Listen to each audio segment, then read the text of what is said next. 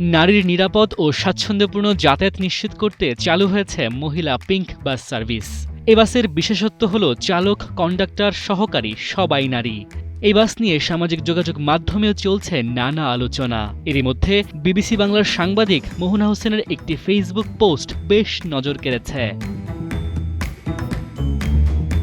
Pink বাসের দুটি ছবি পোস্ট করে মজার ছলে তিনি লিখেছেন, গোলাপি বাসের সামনে ইঞ্জিনের ওপর পুরুষের জন্য কি ৯টি সিট বরাদ্দ থাকবে? আর এই মজার প্রশ্নই এখন নেট পাড়ায় তৈরি করেছে হাস্যরস।